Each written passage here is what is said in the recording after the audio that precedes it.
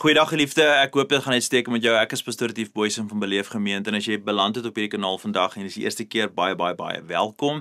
En as jy ingeskakel het want jy het die thumbnail gesien en jy ken ons en jy vertrou ons en jy hardloop al saam met ons 'n rukkie, wegraping of nie, is jy op die regte plek. Nou ek wil eerstens net vir julle sê, ek het baie genadink oor hierdie boodskap en my hart heavy ondersoek en daar's baie stemme wat praat reg oor ons wêreld oor hierdie onderwerp. Sekere stemme praat sinlik, maak sinvolle uitklarings en ander stemme wek vrees en onsekerheid. In die laaste paar weke het ons dit duidelik gesien, profeseë en gedagtes oor die wegraping wat mense angstig gelos het. Maar ek bedoel as jy nou inskakel, weet jy, niemand is weggeraap nie. It didn't happen. So wat nou? Nou geliefde, ek het in my hart regtig mooi gaan kyk hieroor en gaan dink hieroor en een van my geestelike mentors en 'n persoonlike vriend is professor Stefan Joubert en ek het uitgereik na hom toe en vir hom gevra of ek mag leen by hom oor wat hy onlangs gepreek het op Ekerk en toe was hy goedgunstig genoeg te sê vir hom ek kan daai preek net so preek of ek kan dit net so speel, want eerste prys vir my is om eintlik maar spreekwoordelik uit die perd se bek uit te hoor. Stefan Joubert is een van ons groot geestelike reuse in Suid-Afrika en jy kan ook verskeie opinies hê oor dominees en pastore en vandag is ek nie daar om te beklei met jou oor dit nie, maar ek wil jou aanmoedig, as jy nog nie saam met my is, om hierdie boodskap deur te luister, die preeknota te vat en dit te gaan ondersoek en regtig erns te maak met die woord, die skrif, die woord van God en te luister wat Stefan nou met jou gaan deel. En ek hoop hy gaan jou hart stig met geloof en 'n dieper liefde vir Jesus Christus. So skakel nou in of bly saam met ons luister en nou pastoor, ek sê nou eintlik dominee, hy is ons maar eintlik maar 'n professor, maar my persoonlike vriend Stefan Joubert, luister wat sê hy vir ons oor die wegraping. Baie welkom by ons Ekerk lewendig. Ons Ekerk familie wat saam die lewende Here Jesus herdenk en elke keer saamkom en ek het die voorreg om vandag vanuit die Here se woord saam stil te staan by die tema reg onderweg tot by die wederkoms. Kom ons bid. Here gee dat ons reg sal lewe en indien nodig en wanneer nodig reg sal sterwe en gereed sal wees wanneer U terugkeer in Jesus se naam. Amen. So 'n wyle gelede skryf Petro Jonker, 'n leraar in Pretoria, die volgende op haar sosiale media blad, al sy ietsie aan 'n teks van 'n Amerikaanse predikant wat uitgevra is deur sy lidmate oor hoe dinge sal gebeur gedurende die eindtyd en die wederkoms. Toe antwoord hy, en ek haal dit in Engels aan soos hy dit gesê het. I used to get quite involved in figuring these things out. I had charts, maps, and lots of people come to hear about these things. Then I decided that God did not need me to help with the planning. I've resigned from the planning committee and I have become part of the welcoming committee. Die Here het my nie geroep om die wederkomsbeplanningskomitee se voorsitter of ondervoorsitter of organiseerder te wees nie. Hy het ons almal geroep om die verwelkomingskomitee te wees van die wederkoms. Ek wil graag 6 basiese beginsels vanuit die Nuwe Testament rondom die wederkoms met jou deel, oftewel 6 ononderhandelbare feite. Feit nommer 1, die eindtyd is Jesus se tyd. Lewensbelangrik, die eindtyd is heel eerste Jesus se tyd. Ons leef vandat Jesus gekom het op Christus se tyd. Dit is nie in die eerste plek die duiwel se tyd, slegte dinge se tyd, wêreldordes, wêreldmagte en alles waarmee ons bang maak se tyd nie. Dit is Jesus tyd. Die vroeë kerk het dit verstaan en daarom het hulle die jaartelling verander na Anno Domini. Hulle het die jaar 1 geneem as die jaar van Christus se geboorte. Die vroeë kerk het dit verstaan, ergens het baie mense dit vergeet. Hoor net wat sê Hebreërs 1 vers 1 en 2. In die ou dae het God baie kere en op baie verskillende maniere met ons voorouers gepraat. Dit het hy gedoen deur die profete. Maar nou het die laaste dae aangebreek hier op aarde. Nou praat God met ons deur die Seun. God het hom aangewys as die erfgenaam van alles. Deur hom het God ook die ganse heelal gemaak. Ek lees hier vanaf my iPad op die NNT vertaling. Letterlik, die eindtyd, dis die woorde wat Johannes gebruik, wat die Hebreërs skrywer gebruik. Die laaste dae, die laaste tyd hier op aarde het aangebreek met Christus. Dit is die ononderhandelbare feit van die Nuwe Testament. Die eindtyd is nie uitgelewerde tyd aan die Satan of boosheid of slegte dinge nie. Dis nie 'n tyd wat ons in angs en sweet en spanning moet uitslaan nie. Die eindtyd is die tyd heel eerste van Christus. Daarom is dit nie my werk in die eindtyd om elke moontlike skakering van duisternis en donker en aanslae en moeilikhede te ken nie. Dit is in die eindtyd my eerste en belangrikste roeping om Christus te sien. Natuurlik is die wêreld donker, geen geheim nie. Johannes 1 sê dit. Jesus het in hierdie donker wêreld gekom, maar hy self sê in Johannes 8 vers 5 en in Johannes 9 is dit vers 3-4. Hy is die lig vir die wêreld en hy sê as jy en ek by hom, dig by hom leef, sal die duisternis ons nooit oorweldig nie. Ek is geroep om in die eindtyd Jesus te sien, Jesus te preek, Jesus groot te maak. Ek is nie geroep om 'n kenner te wees van alles wat duister, donker en verkeerd is nie. So feit nommer 1, die eindtyd is Christus se tyd. Tweede feit, slegte dinge en slegte mense kenmerk ook die eindtyd. Dit is Johannes wat skrywe in 1 Johannes 2 vers 18 en verder, ek haal hom aan. My geestelike kinders, die tyd is naby dat hierdie wêreld tot 'n einde gaan kom. Julle het gehoor dat 'n anti-kris kom. Nou ja, daar is sommer baie anti-kriste. So weet ons dat die tyd vir die einde van die wêreld naby is. Hierdie mense het van ons groep af weggebreek, maar hulle was nie regtig deel van ons nie. Immers, as hulle regtig van ons deel was, sou hulle by ons gebly het, maar nou het hulle bewys hulle is nie deel nie. So Johannes ken ook anti-kriste. Dit beteken in gewone taal mense wat teen Christus is, wat Christus verloon. Dis nie 'n sinisterre term nie. Die term anti-kris kom maar 2 of 3 keer in die Nuwe Testament voor. En dit word nie gekoppel soos wat Hollywood gedoen het aan bepaalde wêreldordes en wêreldmagte nie.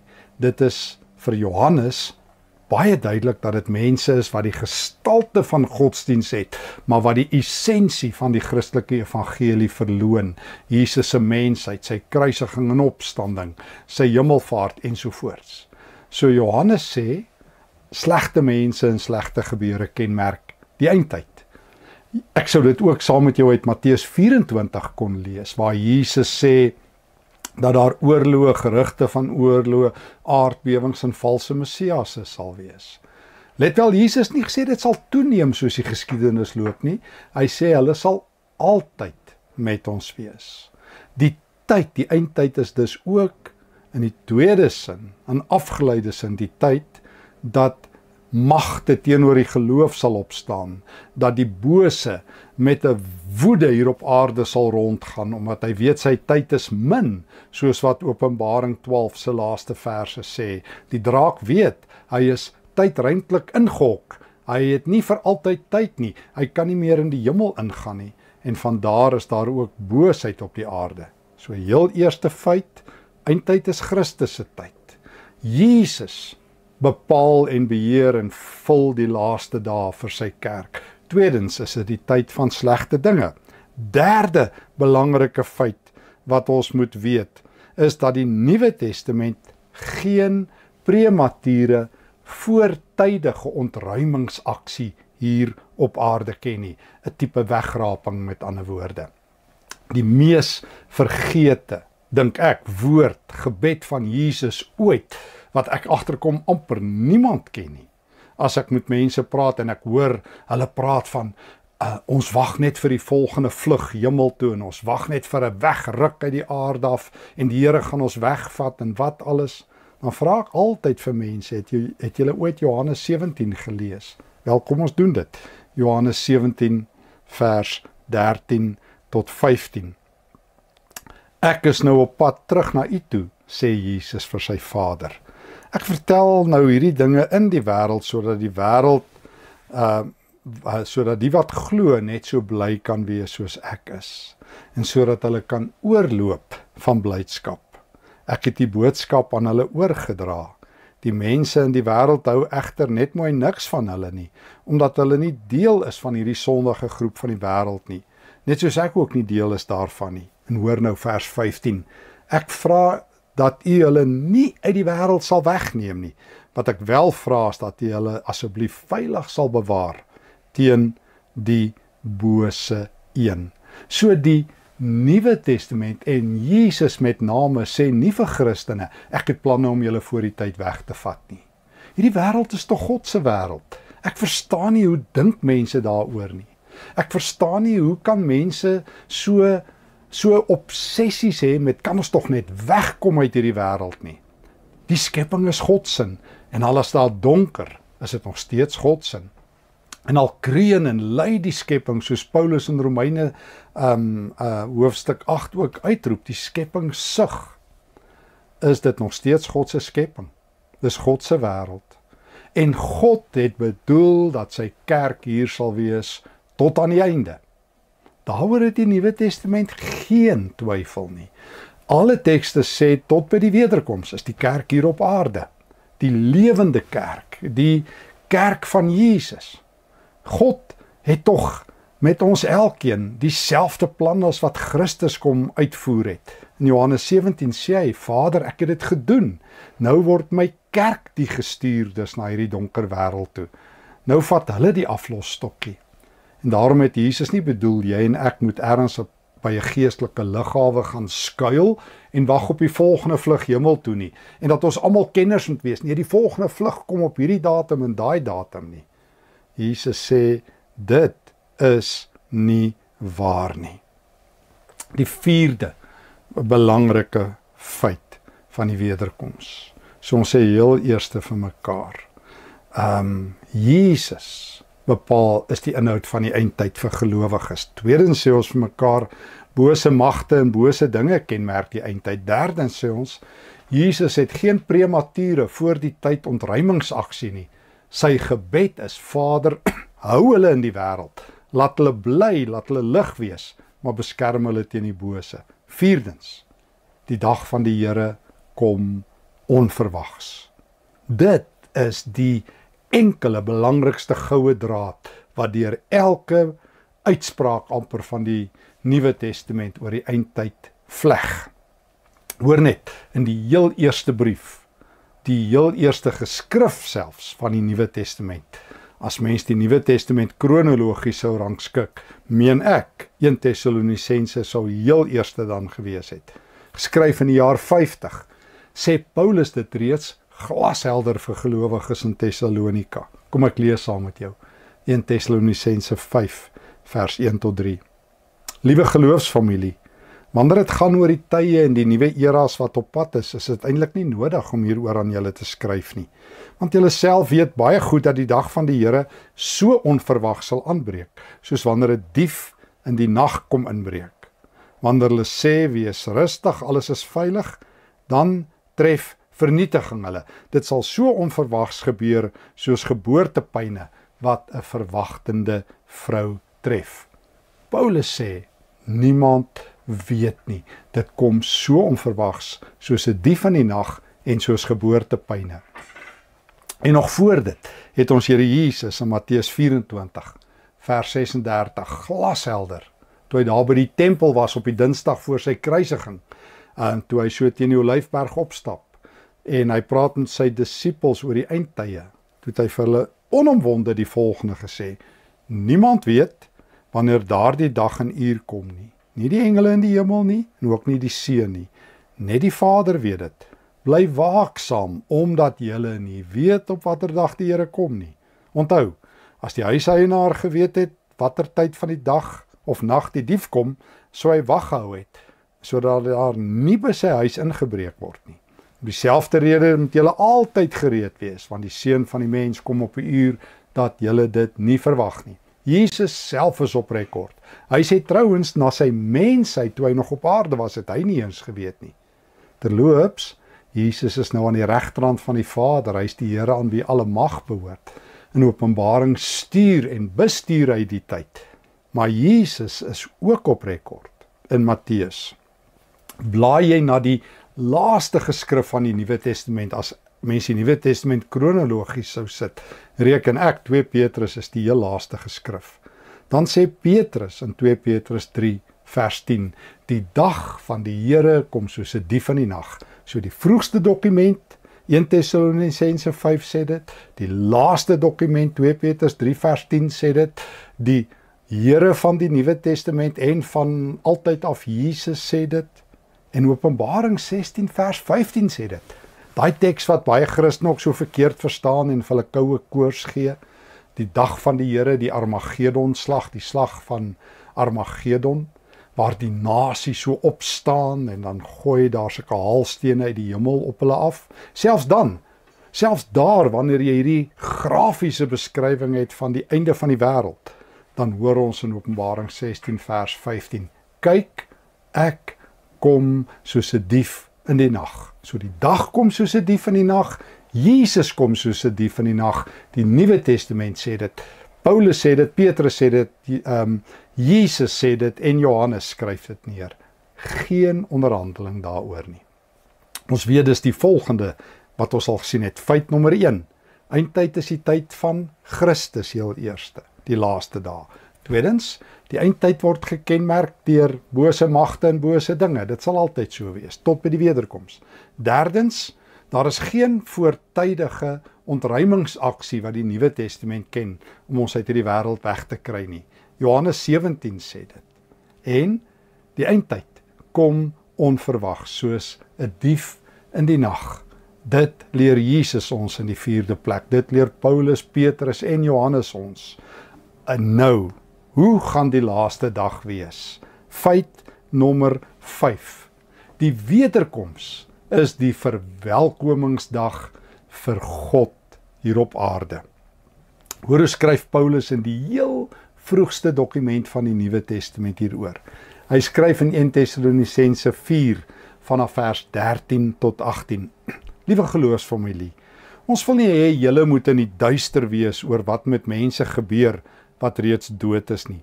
Anders raak julle net so hartseer soos die res wat geen hoop in die Here het nie. Ons glo dat Jesus gesterf het en dat hy uit die dood opgestaan het. Daarom glo ons dat ons almal wat dood is en nou in Jesus rus, dat hy hulle saam met hom sal terugbring. Dis hoekom ons hierdie woord wat van die Here afkom met julle deel. Ons sê vir julle dat ons wat nog lewe en wat agtergebly het tot by die wederkoms nie 'n voorsprong sal hê op gelowiges wat reeds dood is nie. Dit sal as volg gebeur. Die Here sal terugkeer uit die hemel nadat hy die bevel gegee het dat dit moet gebeur. Dan sal die belangrikste engel kliphard uitroep en die trompet van God sal blaas. Al die dooies wat aan Christus geglo het, sal eerste lewendig word en opstaan uit die dood. Hierna sal ons wat nog leef, ons wat op die aarde agtergebly het, saam met hulle weggeruk word tot daar bo in die wolke. Daar in die lig sal ons die Here ontmoet. Julle moet mekaar moetend praat met hierdie woorde. Paulus vertel wat op die wederkoms gebeur. Hoor mooi, 1 Tessalonisense 4 is nie 'n voortydige ontruimingsaksie wegraping teks soos baie mense dink nie. Paulus skryf oor die wederkoms. Hy gebruik die tegniese woord, maar ongelukkig lyk vir my is baie mense wat hierdie teks wederregtelik hanteer of mishandel, nie in staat om die Grieks te lees nie. Paulus sê op die parousia, by die wederkoms, sê hy in 1 Tessalonisense 4 vers 15, sal die volgende gebeur. Dis die tegniese term vir die wederkoms. Net soos wat Jesus in Matteus 24 sê, by die parousia van die Seun van die mens, by die wederkoms sal 2 op die lande wees, een aangeneem en een verwerp word. Dis beide wederkomstekste. Wat gaan op die wederkoms gebeur? In die vroegste dokument, hier, vra gelowiges vir Paulus. Ook in die laaste dokument, 2 Petrus 3, vra nie gelowiges, nou wanneer kom die wederkoms? So beide vroegste en laaste dokumente worstel met hierdie vraag. 1 Tessalonisense 4, 2 Petrus 3, met glashelder antwoorde. Dit sal as volg gebeur. Moenie bekommer oor gelowiges wat reeds rus of slaap in die Here nie. Paulus praat vanuit menslike kant. Hy sê dit sal vir ons wees op die dag van die Here asof hulle net wakker word en opstaan. Tog weet jy en ek, Filippense 1, Openbaring 6, dat gelowiges wat gesterf het, reeds wat hulle siel betref, bewustelik by die Here is. En by die opstandingsdag van die Here ontvang ons 'n nuwe liggaam, 1 Korinte 15. Maar nou gebruik Paulus 'n beeld. En jy moet hierdie beeld verstaan. In die antieke wêreld, in die Bybelse tyd, sê nou maar die Romeinse keiser het vir 'n stad soos Efese kom kuier of wat ook al. Dan het al die hooggeplaastes al hulle mooi klere aangetrek, die stad versier, want almal buite die stad gaan staan en die keiser feestelik kom verwelkom. En dis Paulus se beeld hier. Ons het 'n feestelike ontvangs van die koning. Op die dag van die Here sal die dooies opstaan. Wel, hulle is reeds by Christus, maar dit sal net lyk of hulle uit die graf uit opstaan, gelowiges. En ons sal saam met hulle in die wolke Christus tegemoet gaan. Hier het ons die Griekse woord harpatsyn, opruk. Maar dis op die wederkomsdag. Dis buite die stad en dan verwelkom ons die koning soos hy aarde toe kom. Dis soos wat die belangrike koning 'n belangrike stad kom besoek. Nou ontvang ons God, want hy bring ons 'n nuwe hemel en 'n nuwe aarde. En ons is die verwelkomingskomitee. Ons sê, Here, dankie, U het gekom. Ons is die verwelkomingskomitee. Ons is nie die reëlingskomitee nie, ons het die verwelkoming gereël. En ons is so bly, U is terug. Ons sê dis, ons het al reeds 5 dinge dus vir mekaar gesê oor die eindtyd en die wederkoms. Onthou jy? Eindtyd is Christus se tyd. Tweedens, die eindtyd word gekenmerk deur slegte mense en slegte gebeure. Derdens, daar is nie 'n voortydige ontruimingsaksie wat Christus in gedagte het nie. Ons gaan bly tot by die wederkoms. Vierdens, die dag van die Here kom onverwags. Vyftens, die wederkoms is God se verwelkomingsdag. Ons is die verwelkomingskomitee. En laastens, die 6ste punt. Op die dag van die Here gaan ons as kerk hom baie trots maak. Ons as gelowiges. Paulus skryf in Filippense 1 vers 11, op daardie dag, hy praat van die dag dat Christus terugkeer vanaf vers 10, sal julle lewe soos 'n boom wees, wat oorlaai is met die regte vrugte van gehoorsaamheid. Jesus Christus laat hierdie vrug van geregtigheid in julle lewens groei. So die dag van die Here, as ons terugkom, is die dag dat die Here vir ons kom sê, mooi so, julle was getrou, julle het volhard, mooi so, goeie getroue diensknegte. En daardie dag gaan God ons herinner aan al die vrugte wat ons gedra het, aan al die goeie dinge wat ons vir hom gedoen het. Nee, dit gaan nie oor 'n beter plek in die hemel nie, dit gaan oor erkenning. Die Here gaan sê, en soos hy Matteus 10 sê, as julle vir een van my geringstes 'n beker koue water gegee het, sal ek dit onthou op die dag van die Here. Dis soos Lukas 14 sê, as jy weer 'n ete hou, vertel Jesus, moenie die rykes en jou vriende en jou broers en jou familiegenote nooi nie. Nooi die armes, die krepeles, die verlamdes en die blindes. En God sal dit onthou op die dag dat hy terugkom. Die wederkoms verwelkom ons God, maar God klap ook hande vir sy getroue kerk. Dan word sy nuwe helde gekroon. Dit is die woorde van Maleagi 4. Kan ek dit saam met jou lees, vers 1 tot 3. Die dag van die Here kom en dit brand soos 'n oond. Die wat in opstand is, hulle sal soos kaf voor die vuur verbrand word, sê die Here. Daar sal van hulle niks oorbly nie. Maar vir die wat eerbied het vir my naam, sal die son van redding skyn met genesing in sy strale. Julle sal vry word en bokspring soos vetgemaakte kalwers. Die dag van die Here is 'n dag om na uit te sien. Die vroeë kerk kon nie wag nie. Nee, hulle wou nie wegkom nie, maar hulle kon van opgewondenheid en 'n skierigheid en vreugde nie wag nie. Hulle het sê, Here, ons het voorberei vir u koms. Die tafel is gedek. Ons lewe reg. Ons lewe is die manier hoe ons dankie sê. Ek deel koue water uit as 'n bewys van u liefde. Ek dien mense. My lewe word die uitnodiging. En daarom het die vroeë kerk, soos wat die groot Openbaring 22 afsluit, gereeld gebid, Maranatha, kom Here. Dit kan ook behalwe dat dit 'n uitroep, 'n nooi is, kom Here, kon dit ook 'n stelling wees. Die Here kom. Die Here kom. En dan antwoord die Here, kyk, ek kom gou. Nou vir wat is mense so bang? Waarvoor skrik ons so vir die wederkoms?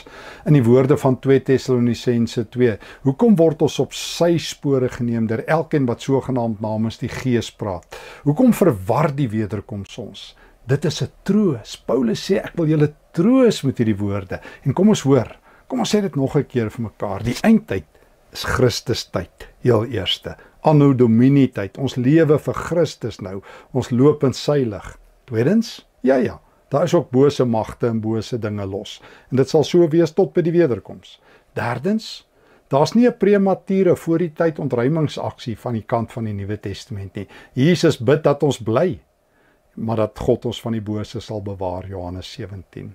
Vierdens, die wederkoms is onverwag, soos 'n dief in die nag, soos 'n vrou wat geboortepyn het, soos 2 wat op die lande werk, maar dat die Here kom is gewis. Vyftens, jy en ek lewe reg. Ons lewe in die lig en lig tot dan. Ons is die verwelkomingskomitee.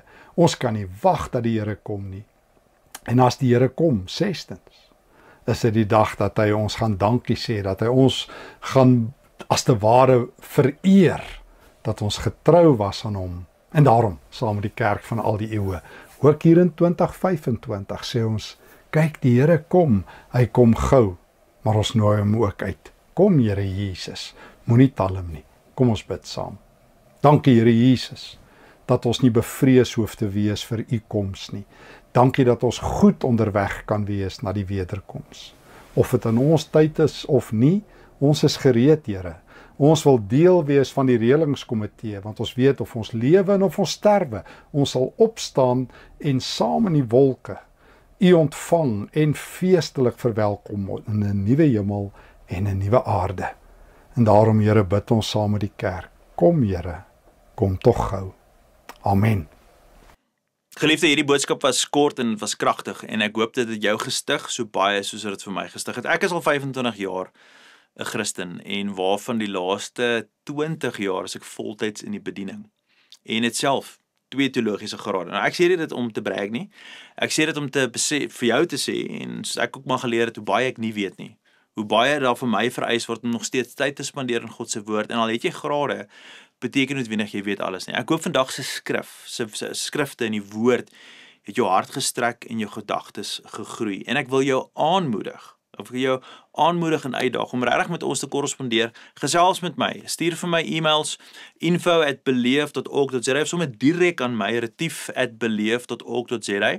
As jy vra het oor vandag se onderwerp, as jy wonder oor dinge, stuur vir my. Ek sal met jou graag gesels.